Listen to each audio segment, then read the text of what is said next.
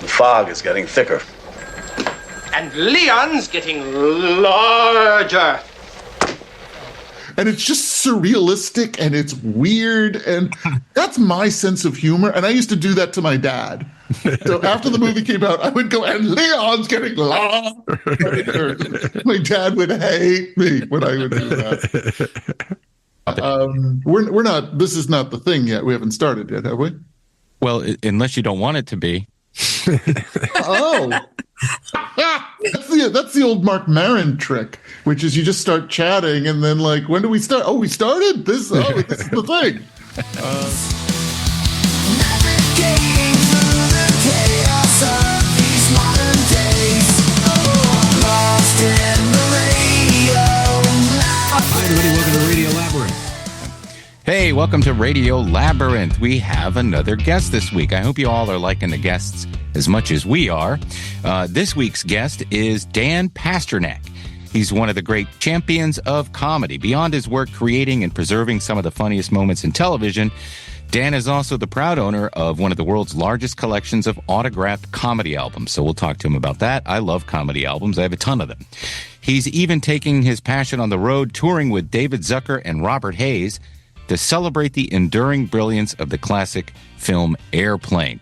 Now, earlier today, I was looking through, well, it's been the past week, looking through all of his credits, all the things he's done. And it would be impossible. You'd have to do, I don't know, a 6-part series to even scratch the surface when it comes to Dan. Well, it's nice to see you. Thank you for coming up. Lovely to see you as well, Tim. No, I have no crew, so I'm already outnumbered. I'm daunted by this entire undertaking. Very easy and fun. We've all been kind of doing a deep dive, and you have so much in your background. So we figured we would just parse it down a little bit and focus on a couple things. But so many cool things from your career, going back to even when you were a youngster, doing songs and sending them off to get played by Dr. Demento, and actually ending up in the Funny Five, if I'm not incorrect. The top 10. Okay, the top 10. Because the Funny Five was part of the nationally syndicated Dr. Demento show. Oh. Growing up in Los Angeles, I had the great good fortune of having the live 4-hour Dr. Demento show on KMET 94.7 Little Bit of Heaven. What? I didn't know that he did that. I wish I could have heard all that. Some of us are just, blessed by the gift of geography at birth. Yeah, we didn't. I don't think we had him in Atlanta at all. No, they didn't. Really? No, I've looked. I've asked old school radio disc jockeys from the 70s and 80s if the doctor was on here, and how is that possible? Yeah, that's a good question. I can't believe that he wasn't. Because he was everywhere. I mean, if he was in Elmira, New York, then he should have certainly been on in Atlanta, you know? And that's what I got on the show. And I forget the name of the song. It's Sister Jenny's Time to Build a Bomb. I called up and did a crazy thing, and I found out that I was going to be on the show. And yes, you sent me that link. That's very, very funny. And yeah, I was just like, oh God, that was the best thing that had happened to me up until the age of 16. Well, Barry Hansen, Dr. Demento, is still alive, still with us today. I know, and he's retiring, unfortunately. He is. After 55 years. That's a pretty good run. Yeah, that is right. In that episode of, was it The Nerdist or was it something prior to The Nerdist? But it was you and Chris and Dr. Demento was on, and at the end of it, they closed with your song, which is great. So I made a copy of that. If you don't mind, I want to play a little bit of it here. No. Kit lost his mitt. He had a fit. And he said, oh, shoot. Chuck was driving a truck when he hit a duck. And he said, oh, heck. Joe? Well, the way Chris got that recording is, so we did the podcast, which I recall as being 2012, I think. And Chris had not known that I made a record when I was 11 years old. And so that was a revelation. I've known Hardwick for a long time, well before that. And so he was like, oh my God, I have to get a copy of that. And, I did my usual shtick, which was like, let me see if I can find it. Oh boy, I don't know if I have a copy of that. Oh, I'm traveling. I don't think I can get it to you in time for the podcast. Oops. And then he reaches out to Barry Hansen, Dr. Demento, who has, 500,000 records. I figure he's not going to be able to put his hands on his copy of it. Sure enough, he did. He digitized it. He sent it to Chris. Chris slapped it on the podcast. That must have been a great surprise. Well, who got the last laugh? Not this guy. I think it showed a lot of ingenuity and comedy genius at the age you were. What were you, 11 years old when you made that? I was 11 years old. I was in it was the summer between the 6th and the 7th grade. So I was on my way to junior high. And oh, what a fanfare with which I was met when I arrived at junior high as a freshly minted Dr. Demento recording artist. I was so popular with the girls. And yeah, the girls really dug Dr. Demento in our school, too. Jeff and I went to high school together up in Pennsylvania. Well, it's an adorable song, and it reminds me of the stuff me and my sisters used to make on like a tape recorder growing up, but better quality, obviously. Oh, well, thank you. I felt very much like a misfit back in those days. I don't even think the term comedy nerd was in common parlance. I was just that weird guy over there. Yeah, I can relate to that. Except I was also a gross guy over there because I could make people laugh by doing gross things, and that sort of helped me not get beat up a lot. Give me an example of a gross thing, Tim. I would put peas in my nose at the lunch table and then shoot them out. I invented this thing called yo-yo spit, which was very disgusting, but you can kind of imagine what it is after drinking milk. Oh, dear God. A lot of things to make Jeff laugh, although Jeff would make me laugh, and I would get in trouble for it. But we have you here ostensibly to talk about Airplane. Now, how old were you when Airplane was released? You know what? It's the same year as my record. Wow. That's a big year for comedy. Yeah. The debut record of Dan Pasternack and Airplane. 1980. 1980. Did your parents take you to see the movie or let you go see it, or did you have to wait? I saw it in the theater. I saw it at the it was at the Bruin Theater in Westwood, California. And I believe I saw it there twice. Wow. Oh my God, I loved it. I can't remember if I saw it with my parents or if I saw it on my own, but I do know that when it came on whatever cable TV we had at the time, which might have been On TV, it might have been Select TV, we had, all these different like boxes that sat up on the counter next to the television in the living room.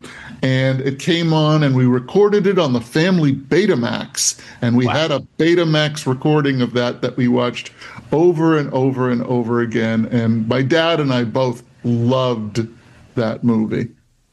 Yeah, that was a movie you could really bond with your parents with, I think. Jeff, your dad must have loved it. Oh, yeah. He was a huge Airplane fan. Yeah. Mine was too. And it was so good because you had a level of jokes that the kids got and then a level of jokes that the adults got. And there was always that question from the kids to the adults. What does that mean? Shut up. Keep watching. Well, there's also a lot of references, I don't know if anybody was aware at the time, but, the film, the entire narrative structure of the film is based on a whole other movie. And it is basically beat for beat this B movie from, 25, 30 years earlier called 0 Hour. Yes, 1958. 58, very good. Yeah. So the fact that you could have this richer experience of it if you got all of the cinematic references to From Here to Eternity, or the sort of the more pop culture ones being like Jaws or Saturday Night Fever, but there's that there's that scene where the soldier is getting on the plane and saying goodbye to his sweetheart. Well, that's straight out of a David O. Selznick movie called Since You Went Away, where he throws the watch to his beloved as the plane is taxiing for takeoff. Yeah. Yeah, I mean so there are so many layers to that movie, and it's interesting. It's very similar in a lot of ways to me to another spoof film that remains beloved and a classic, and one that my dad loved as well, Blazing Saddles. Blazing Saddles had all of these references to great old westerns that if you watch today, I don't know who would get those references. 24 hours. That's all I ask. No! You do it for Randolph Scott. Randolph Scott. It's a richer experience if you get them, but it's still funny even if you don't. I always use this as an example. My first comedy album that I ever stole from my parents was this sort of sampler platter called The Comedians, and it had 7 or 8 cuts from Rodney Dangerfield and Jonathan Winters and Carl Reiner and Mel Brooks and Joan Rivers and Lenny Bruce. And the Lenny Bruce cut was Father Flotsky's Triumph, which was like a spoof of a prison movie, with all of these character actors, whose names would probably mean nothing to any of you, but again, a richer experience if you get the references. Well, there are also jokes that are still super funny to this day, but when I was like 6 or 7 years old and I stole this album from my parents, I didn't get any of it, but I just knew it was funny because Lenny was so funny. There was a joke in there. So again, it's like a Prison Break movie, and the prisoner is got a gun and he's barricaded himself inside the prison, and they're calling into him. Says like, "All right, Dutch, we'll meet all of your demands except for the vibrators." I was 6 or 7 years old. I have no idea what I could have thought that meant. But I knew it was funny. So I think that it's really, really interesting when there is sort of reference reliant comedy that people think, oh, this won't play because people won't get it. So I don't know. I think funny sometimes just, rises above it all. Yeah. It's crazy. A big thing on YouTube now is reaction videos. A whole generation that's reacting to older movies, and watching a lot of them watch Airplane. It's interesting the jokes that they get, the jokes that they don't get. They don't get the fact that it's Mrs. Cleaver saying the jive, and so but she's a sweet gray-haired old lady, right? So yes, it still works. You don't get the additional layer, the benefit of, oh my God, Barbara Billingsley is June Cleaver. Yeah. Dummies, I duck a rap. Cut me some slack, Jack. Chump don't want to help. Chump don't get the help. Say can't hang, say 7 Up. Jive ass dude don't got no brains anyhow. Right. But yeah, it's interesting how that works now. The simple things that are in the background as you're watching the movie, the airplane announcements at LAX, those things. So I grew up in LA. Those were the actual. So the man and woman who are making those announcements in the movie, those are the actual. That's the man and woman who did those announcements for real at LAX. The red zone has always been for loading and unloading. There's never stopping in a white zone. Don't tell me which zone is for stopping and which zone is for loading. Listen, Betty, don't start up with your white zone. When I was a little kid, I didn't know what they were arguing about, or as it just got progressed. But I just thought it was funny. Go ahead, Lizzie. I'm sorry. I was going to say, watching it as an adult, one of the funny things to me was their relationship. Elaine and was his name Tim? Ted. Ted. Yeah, Elaine and Ted. How much disrespect she had for him and how much little faith she had in him was hilarious to me watching that as an adult. Because, like, I don't know if you guys have noticed, she's like, he can't possibly fly this plane, like, right in front of him. They're both perfectly cast. I mean, that is one of the real triumphs of that movie. And I think one of the reasons it really does endure is the style of acting, the sincerity, the straight-faced, absolute commitment to the reality of the situation despite the ridiculousness is so good across the board. There is such a tonal consistency with all of these actors, and they're just some of the finest comedy performances ever in my estimation. They were told to treat it as a drama, correct? To not break, to treat it real, as in not crack up when someone says absolutely, absolutely, and I think that some. This is now, I've done I'm getting ready to go on this tour now with David Zucker and Robert Hayes. So the film, for anyone watching or listening to this who doesn't know Airplane, who's still for some reason listening to this conversation. So Airplane was made in 1980 by 3 writer-directors. By the way, a film had never been co-directed by 3 directors before, which is a whole story that's absolutely fascinating. But these 3 men who worked together for years as the Kentucky Fried Theater. They moved from the Midwest to Los Angeles. They had a little theater I think it was on Pico Boulevard. They made a sketch movie called The Kentucky Fried Movie that they wrote. They appeared in. It was directed by John Landis. And then they wrote this screenplay for Airplane based on 0 Hour. Their names are Jerry Zucker, his brother David Zucker, and the late Jim Abrams, who just passed away, sadly. Mm-hmm. And so they wrote and directed this movie together, the trio of them. Their vision for this was that this was a kind of comedy that needed to be played absolutely straight, hence the casting of actors who were not known for comedy, like Peter Graves, like Robert Stack, like Leslie Nielsen. I mean, people now, they recontextualize Leslie Nielsen. Leslie Nielsen was a very well-respected straight actor. This was really his first time doing comedy. And then, of course, he continued to do comedies for them and for other people. According to them, now I've read this book that they wrote about the making of Airplane called Surely You Can't Be Serious. Terrific book. It's their oral history and good audiobook too. Because I read it as well. Yeah, really funny and enlightening. And they said Robert Stack got it right away. Lloyd Bridges, it took a little while. It's hard to believe that it took him a little while to be funny. Yeah. Well, and the interesting thing is his performance is not quite as calibrated. Like he's actually, now I think it's perfect for the film, but he's actually kind of really going for it where, Stack is still kind of, he's in the pocket, he's still kind of Elliot Ness. Bridges just sort of unravels throughout the movie.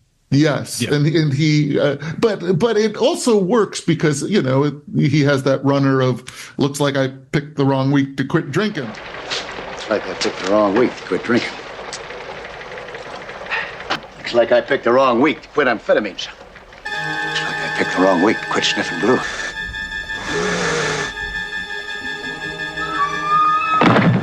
So the escalation of that, can, help excuse the fact that his performance gets a little big. There's one. I'll shut up, Jeff, after this. I'll shut up after this. I'm sorry, but I have to say that to the point of not understanding certain things in the movie when you're of a certain age, isn't it Robert Stack's wife who's in the film who's in bed with the horse? Peter Graves' wife, Captain Over's wife, who is in bed with the horse. Yes. I didn't understand the context of that as a kid, but I laughed because it was just so absurd. And but you do understand it now. Of course, yeah. And you fully embrace it. Yes, absolutely. Absolutely. Jeff, go ahead. I'm sorry. I was just going to say I was lucky enough to see a screening of Airplane with David Zucker on the Impractical Jokers cruise. Oh, wow. How was that? It was great, but it was not this director's cut, so I'm curious what's new in the director's cut that they're going to be taking around. Well, now I have not done my first date yet with David, so I'll probably be able to explain this better when I get it, articulated by him on stage as we, do these next dates on this tour. I believe the tour, by the way, starts on October 3rd in Seattle, and then picks up again in November, when we're doing Denver, Colorado. And we're doing 3 dates in Texas right after the Denver date I think the first week of November. And I think there'll be more dates after that. But here's my take on why there's a director's cut. Most artists I know, particularly filmmakers, are never completely satisfied with their work, even if it is, some of the best regarded work in the field. And I think that's evidenced by the fact that the Coen brothers went back and recut their film Blood Simple, which, one of the great, directorial debuts, I think, ever. And of course, George Lucas did his special edition of Star Wars, which sent, multiple generations of nerds, screaming with their hair on fire. But I really do believe that every artist I know, and I've known many, look at their work and all they can see is what they would have done differently. So, listen, God bless him. He's David Zucker. If he wants to potchkey with it and then, show it to an audience and see if it works and explain why he wants to change this and tweak that, as long as we get all the great stories, I'm all in. Yeah. Yeah, for sure. Yeah. I hope it comes to Atlanta so we can all go. Yeah. I will speak to the man. I will nerd out on that for sure. Yeah, I was looking at the dates. I want to see David Letterman's audition tape is what I want to see. Yeah. Isn't that event out there? I've seen a little bit of it when they, I think Zucker and Abrams went on Letterman and showed a little bit of a clip. They did. They did. In fact, if you can find the video of that appearance when they were on Letterman, I think it's like 82. And so it's the three of them that come on together. And every time they cut to a commercial and come back, they have one pair of glasses and a blazer. And they cut to a commercial and someone else is wearing the glasses and the blazer. And they cut to a commercial and someone else is wearing the glasses and the blazer. And they come back and they showed David Letterman's audition for Airplane. And then David Letterman is wearing the glasses and the blazer.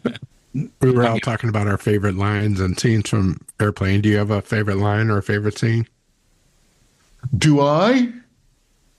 Oh, God. I mean, I'm really partial to Steven Stucker. Do you know who I'm talking about? Yeah, he's awesome. Johnny, what can you make out of this? This? Well, I could make a cap, or a brooch, a pterodactyl.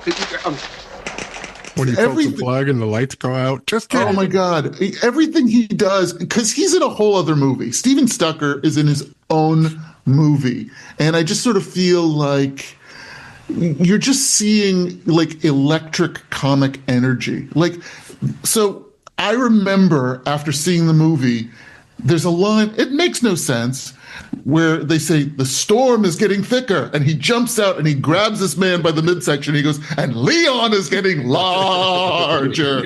And then he jumps out. The fog is getting thicker. And Leon's getting larger. And it's just surrealistic and it's weird. And that's my sense of humor. And I used to do that to my dad. So after the movie came out, I would go, and Leon's getting larger. My dad would hate me when I would do that. It's one of the few things that my mother and I were able to bond over were movies and comedians and television shows. And she loved Airplane. And she really loved Robert Hayes, so she watched Angie. And so I had to watch Angie, but not that I'm complaining, but I didn't really understand that dynamic so much. But it's how I was able to watch. Angie, which starred Tim? Donna Pascal. Donna Pascal was Angie, and her mother was played by Ray's mom. Everybody loves Raymond. That's right, Doris Roberts. All right, you guys are doing well. We can't keep up, but we're trying. You're doing very, very well. Yeah, speaking of those records, how did you get started collecting the autographed comedy albums?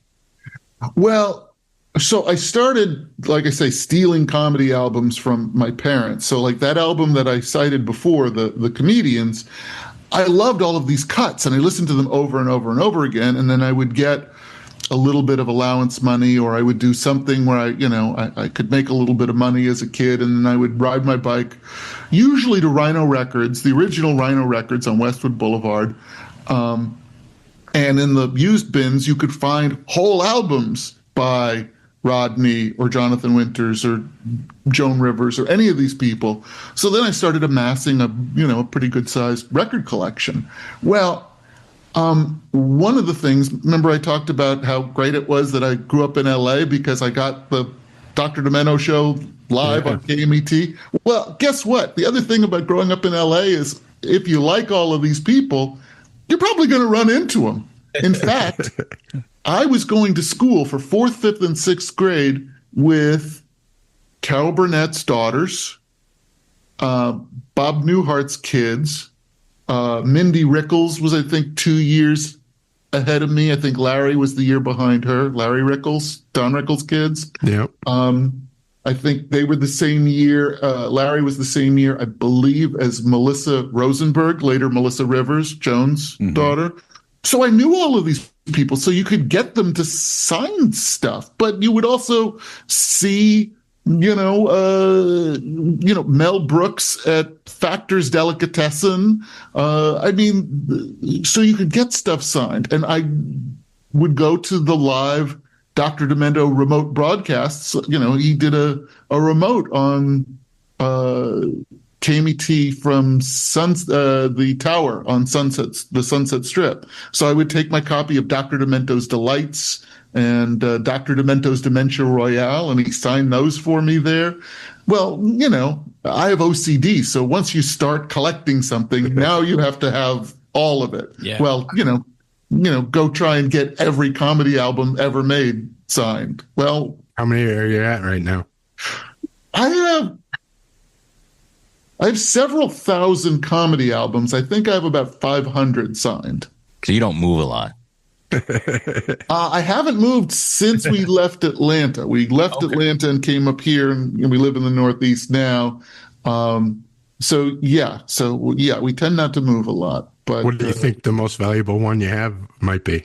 So there's some that have been purchased. So because the artists were passed away, my mom for my 40th birthday bought me a signed copy of An Evening with Groucho. Wow. So, but I do have a copy of Monty Python Live at City Center signed by all 6 of the Pythons, including the 2 dead ones, and Neil Innes, who's also dead.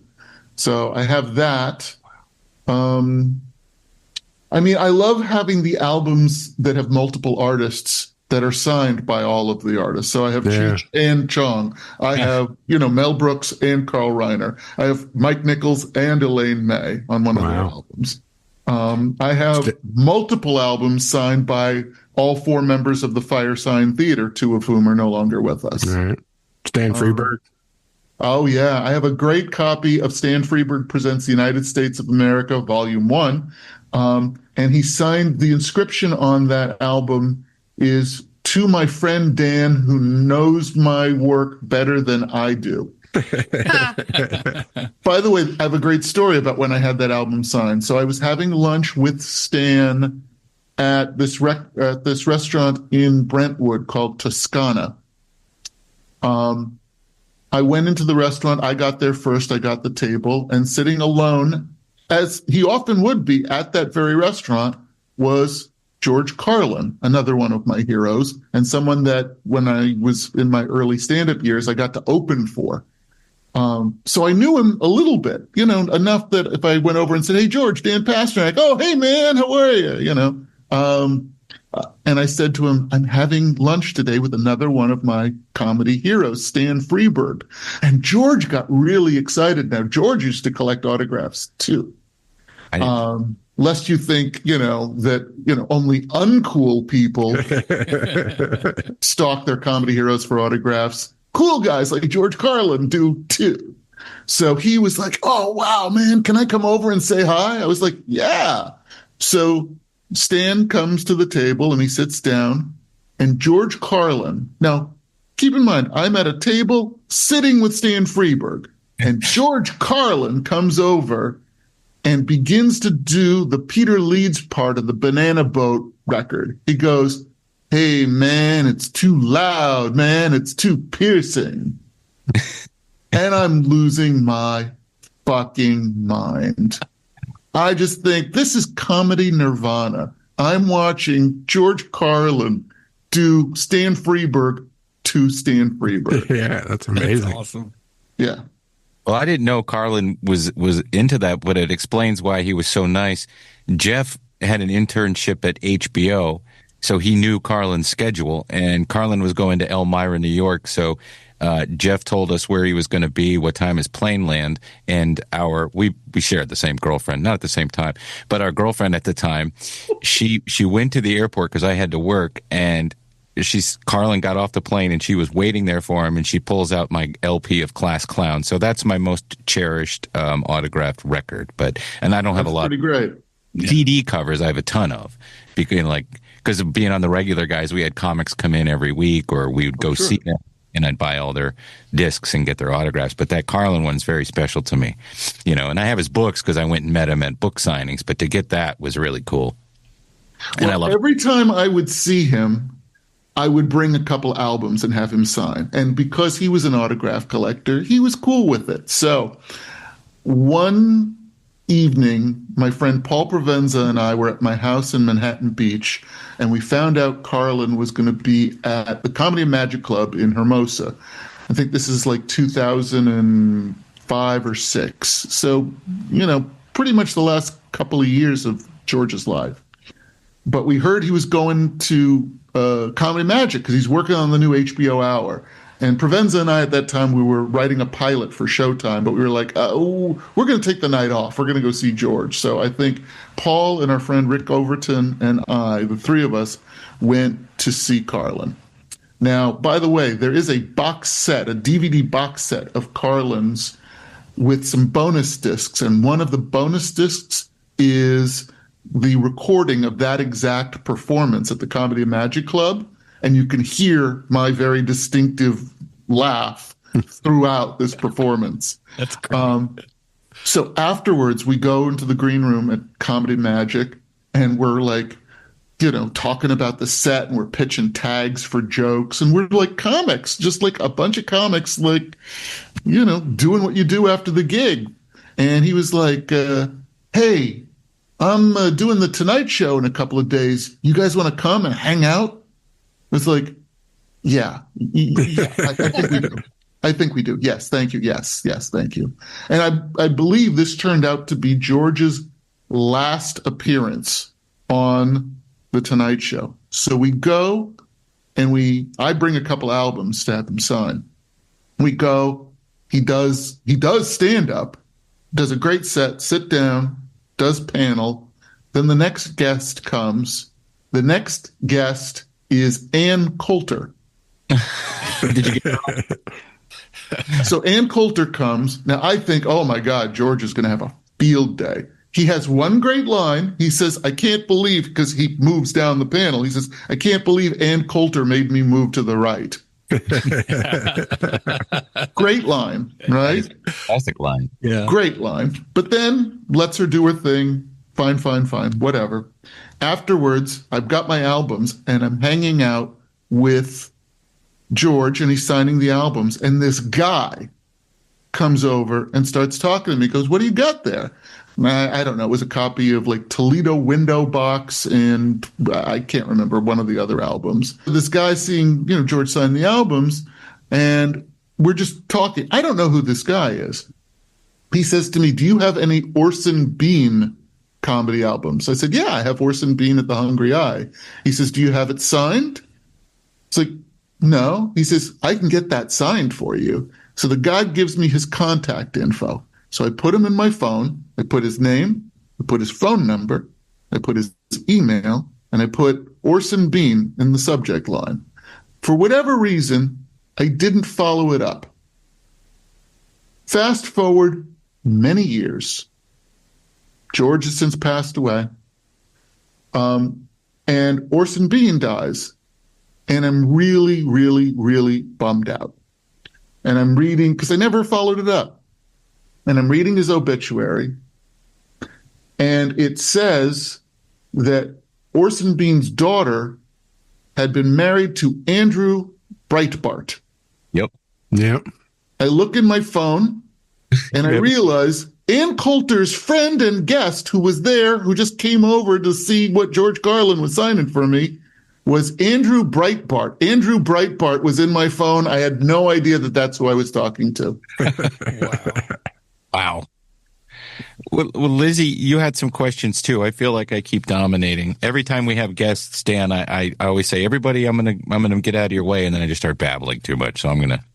No, I mean, I've loved listening to him talk. We were talking about like if Airplane would go over with today's kids, right? Like I watched it when I was 6. Tim, you watched it when you were 10.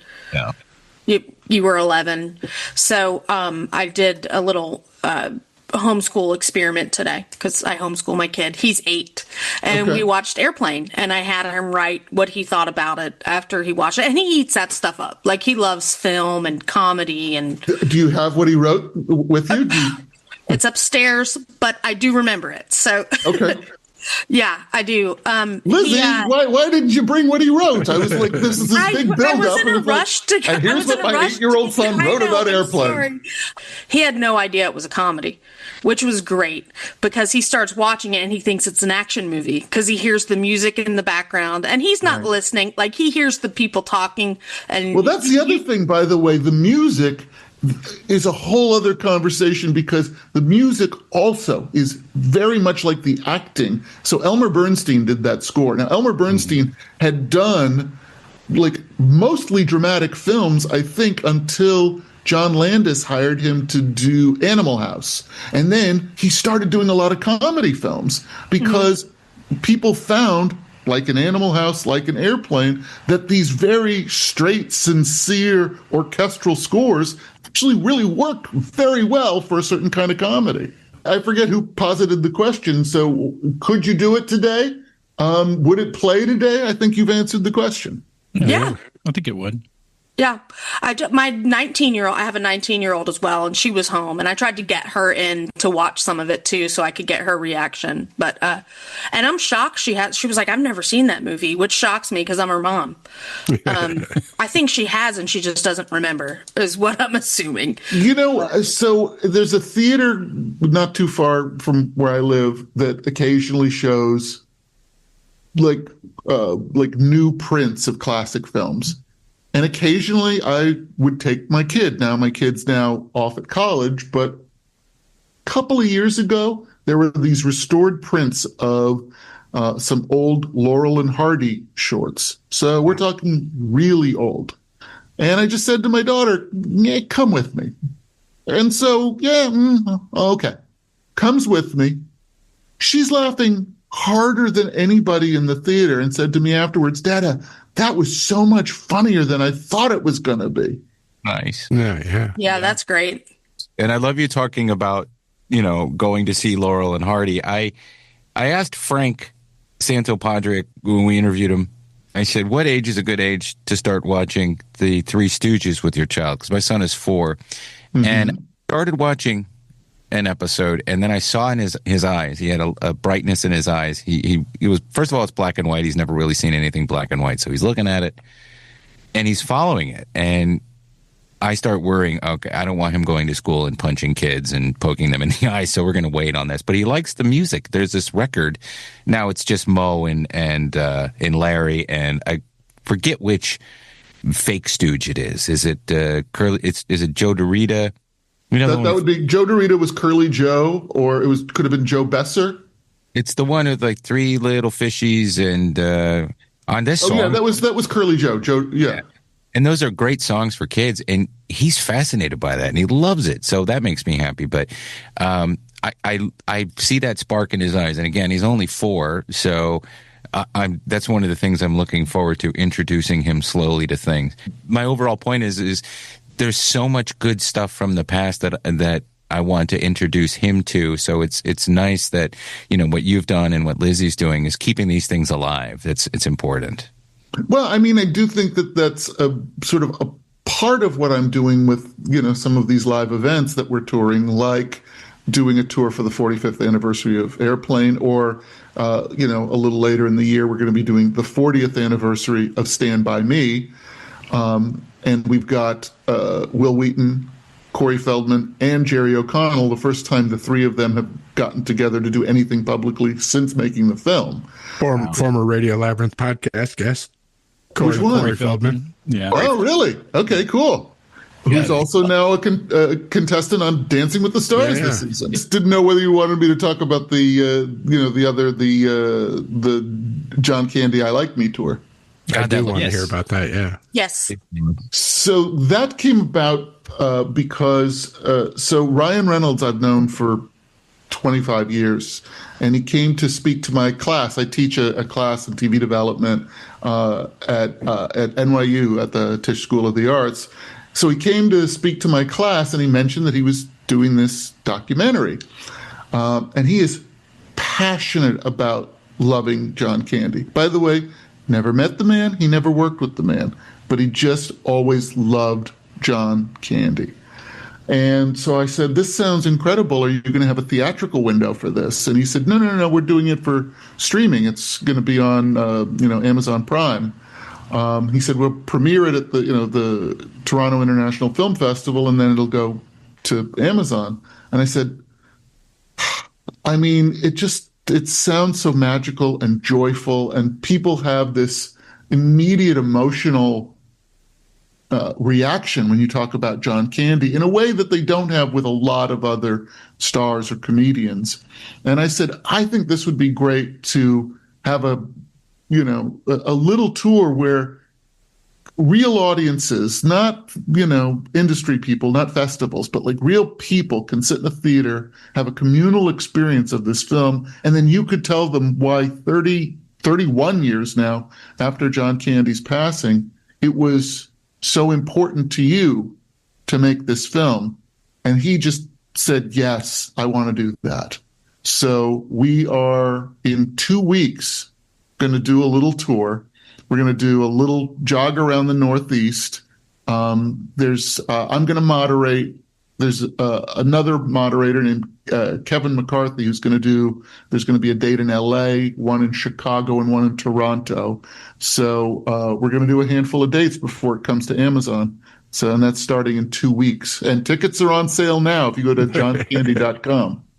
And not Kevin McCarthy from Invasion of the Body Snatchers. No. Not Kevin McCarthy from Invasion of the Body Snatchers. May he rest in peace. Yeah. Gilbert always did a great I think I saw the trailer for that. Yeah, it made me. Yeah, it looks great. Yeah, it looks really good. It did make me emotional. I've seen it. It's terrific. And it's as intimate. I mean, I really thought, this is going to be an overview of his career, but because Ryan got, John Candy's widow and his 2 children, and then everyone you can think of that worked with him at Second City TV, got Steve Martin, got Dan Aykroyd, Bill Murray, Macaulay Culkin, like everyone you can think of to, share their memories and, thoughts about John Candy. It's great. The whole world that we're supposed to pay attention to doesn't exist to me anymore. It's about things that we love and celebrate, and having you on and talking about a movie that we love, and we're fans of yours. You were great on that 2 episodes with Robert Smigel. And are you going to be back on? I hope so. Because I didn't know. Yeah, I just recorded another one with Frank and my friend Mark Malkoff, who's just written a book about Johnny Carson. and Mike Reese, who was one of the showrunners on The Simpsons and who also wrote for Johnny Carson. So Johnny Carson's 100th birthday is coming up next month. So we did a whole episode about Johnny Carson. Oh, nice. Cool. Can't wait for that. Is this book going to be favorable to Carson? Because the one his lawyer wrote certainly wasn't. I didn't even read that garbage. I'm so not interested in that. No, this is, look, if you love Johnny Carson, this book by Mark Malkoff is called literally Love Johnny Carson. Nice. And it is just as deep a dive as you want to take into what made him great, what made that show extraordinary. And so Mark and I have also been working on this project for latenighter.com, and it'll be coming out around the same time as the book, and probably this episode of Fun for All Ages, called The Carson 100. And it's literally in chronological order, 100 just classic moments from The Tonight Show with Johnny Carson. So, whether you were alive for them or not, there's moments that maybe got revisited in an anniversary special, or you've just heard about, or you saw at one point in your feed if you have an algorithm like mine. But everything that you can imagine that would be on that list is on that list. The Carson 100. Well, wow. I'm going to read that. So thank you for letting me know, and I will be bookmarking and watching all of that because Carson's in all my feeds. Because it's great, and I miss those days. Even though I like being an adult and having a son, I do miss those days of just staying up until 1 o'clock in the morning in the summer.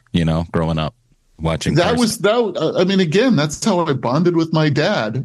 I was an insomniac, and I would never go to bed when I was supposed to go to bed, and I would come out, and my dad would say, "Okay, you can watch the monologue," and then I would say, all right, maybe he's going to do Karnak. And so, all right, we'll see if he's going to do a Karnak. All right, we'll see who the first guest is. All right, maybe, there's a comic. You want to see the comic? And then it was 1 a.m. So there you go. If I was good at Saturday evening church, we were raised Catholic. So if me and my sister didn't fight in the aisles, I could stay up to watch Saturday Night Live with my dad. Who was your cast? That was my treat. Who was your cast, Lizzie, on SNL? Probably Chris Farley, David Spade. But I would watch. So we moved to Georgia when I was 8. And for some reason in New Jersey, we didn't have Comedy Central. So when I moved to Georgia, they had Comedy Central, but all they played on Comedy Central was 2 drink minimum and old episodes of Saturday Night Live, SCTV, and what's it called? 3000, the movie. Mystery Science Theater. Mystery Science Theater 3000. And I watched it all. But so I started watching the old episodes, and I would watch Gilda Radner run into walls in her bedroom, and then I would take it to school and the Judy Show. Kids had her run into walls. But I was like, Dad, can I please watch the new episodes of Saturday Night Live? Mom and Dad, can I please? And they were like, well, it comes on too late. Okay, if you behave at church, you can start watching the new episodes. And so, but I've seen them all.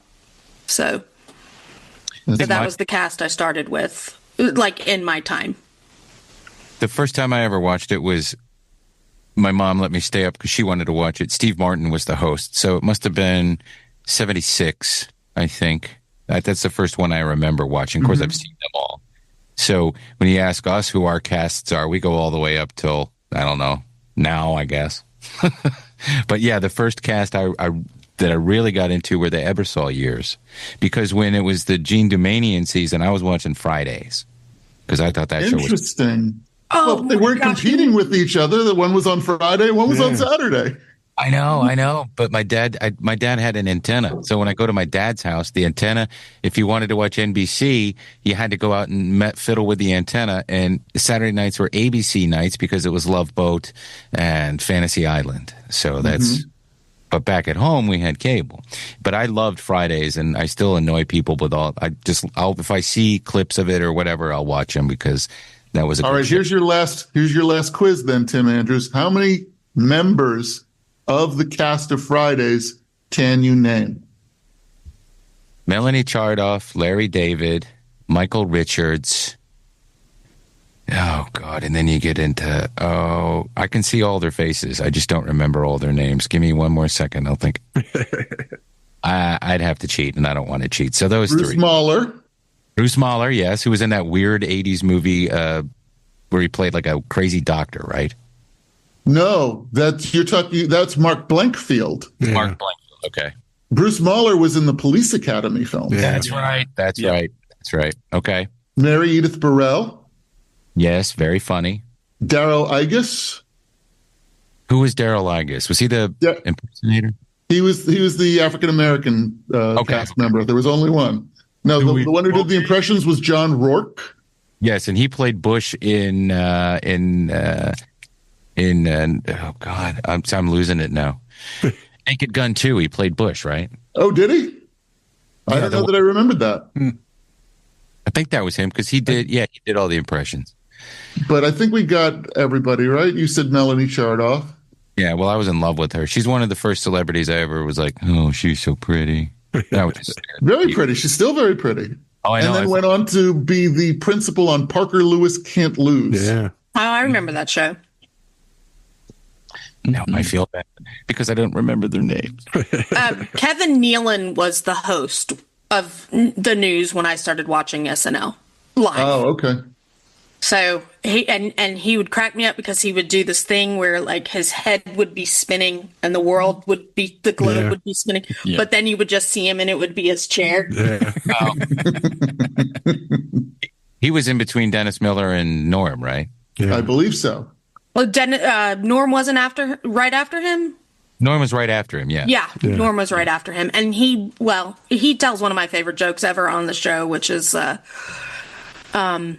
number one on the charts this week is better than Ezra. Number 2, Ezra. Yeah. That is a classic Norm update joke. Absolutely. My favorite Norm update joke was during the OJ trial. Of course, all the OJ jokes were my favorites. And in fact, when we made the deal with him at Super Deluxe to do a CGI news desk show, prerequisite in the understanding was that he was going to be doing OJ jokes because, of course, he was discouraged from doing OJ jokes and supposedly may have been fired for doing OJ on Update. So, but my favorite OJ joke was that Johnny Cochran put on OJ's knit cap before the jury during the trial, to which OJ could be heard yelling from his seat, "Hey, be careful with that. That's my lucky stabbing cap." Dan, I think we probably kept you way too... Just plug where people can get tickets for these tours and let people know where they can find you online. So you can find me at obsessivecomedydisorder.net. I'm also on Blue Sky. And you can find tickets for the John Candy I Like Me, an evening with Ryan Reynolds and friends at johncandy.com. And I would say just search for where you can find the airplane tour or the Stand By Me tour. I don't have those URLs handy. Let me see. Wait. There is standbymelive.com. How about that? Standbymelive.com. I don't have the airplane one here. Darn it. All right. I'll put them in I'll put them down in the description. So. Awesome. Thank you all so much. Thank you. Thank you for coming. It was really fun. Yeah. Likewise. Hey, I'm back, Mr. Sam Elliott. And I want to talk to you about one of the places I like to go whenever I'm in the Atlanta area, called Atlanta Pizza and Euro. And they've proudly been serving the East Metro Atlanta area for over 40 years. Atlanta Pizza and Euro is a place to be this summer. I don't know if they have Coors. Coors is a banquet beer. But they are featuring 3 tavern breweries and Night on Ponce. That's an IPA, and it's now available on draft. Atlanta Pizza and Euro has the best gyros, pizzas, hot subs, and Greek and Italian specialties around. Family-owned and operated, independent restaurants are a dying breed. And Atlanta Pizza and Euro continues to be a local favorite, serving the east side of Atlanta for over 30 years. Hey, Mike's food truck is out and about, so if you see the food truck, run up. Contact Mike at 770-483-6228 if you're interested in booking the food truck for your corporate or private event. Tuesday nights, they got team trivia from 7 to 8:30 p.m. Bring your smartest friends and test your trivia knowledge against the best Conyers has to offer. Hey, they're open for dine-in or takeout Monday through Friday from 11 to 9. Saturdays, 12 to 9. They're closed on Sunday, which is Lord's Day, dude. Another fine sponsor of Radio Labyrinth is LDI Repro Printing. Do you have commercial or residential construction printing needs? Well, what are you waiting for? Contact LDI Repro Printing of Athens. They've been in Athens, Georgia since 2005 with fast turnaround and affordable prices. Call 706-316-9366 or email them at athens@ldiline.com. Radio Labyrinth is brought to you this week and every week by our wonderful sponsors, the Punchline Comedy Club in Atlanta, Georgia. Coming up at the Punchline, let's see, September 18th through the 20th, comedian Ben Bankus, who's from Canada originally and now lives in Austin, Texas. On the 21st, it is Brad Upton. The 26th through the 28th is Eddie Ift, who is a very funny comedian. And coming October 2nd through the 4th, comedian Shane Smith. Go to punchline.com for all the details and to get tickets. And starting next week, be looking for your opportunity on Patreon. You have to be a Patreon member to win a pair of tickets to an upcoming show. All right, you guys ready to do some plugs? Yes, let's do some plugs, Tim, please. Trambles is on hiatus for a little bit because now I am working on the follow-up book to Selfies.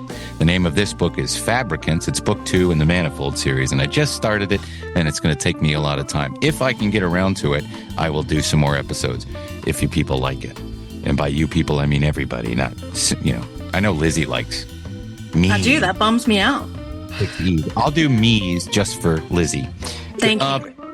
I still do the podcast, which is, even though it's Georgia football season, you can still catch it after Georgia football on Saturdays on WSB. It's called the Podcast.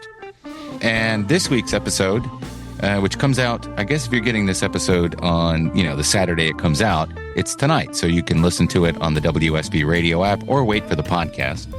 My guests this week are returning Jeff Plate, who is a founding member and the drummer for Trans-Siberian Orchestra, who are going on tour again this Christmas and will be in Atlanta area, I think on December 14th, because I'm going to go, in Duluth.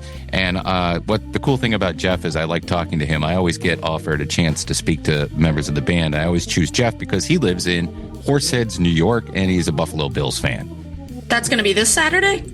Saturday night. And not only that, on this episode, comedian Ben Bankus will be on the show. We tried to get him on this, but we weren't able to work it out. But I did interview him on for the podcast, so that'll also be available to you. And tonight we're all going to Greg Warren. Yeah, if you want to come hang out with us, come to the 6 o'clock show tonight at the Punchline, and that of course would be Saturday the 13th. 13th. Thank you very much. Let's see. Yeah, and Greg was busy. He was opening for Leanne, so I understand why he couldn't do our show. Hey, would you like to become a member of the Patreon page? Well, just go to patreon.com/Tim Andrews and sign up. You have the opportunity to ask questions when you're a Patreon member. If we have a guest, we'll give you a heads up. You can also become a producer at the $25 level, which will get you a t-shirt from our t-shirt shop, and you'll get a credit each and every week because you produce the show and help us continue doing it. I want to thank the Walkman. I like that name. I'm going to keep calling him that. John Allen, Matt Carter, Chris Chandler, Mike D., Jim Fortner, Roby Neely, Jeff Peterson, Tim Slayton, and Brian and Chelsea Smith. Remember to rate and review and love us on Spotify or wherever you listen to the show. And if you're just a listener, please go to YouTube, sign in, and subscribe to the YouTube channel, because Dustin busts his ass and makes that show look really, really good each and every week. So unless there's anything else, please remember to keep it canon. They say all good things come to an end. What's that got to do with this show? Lost in the rain.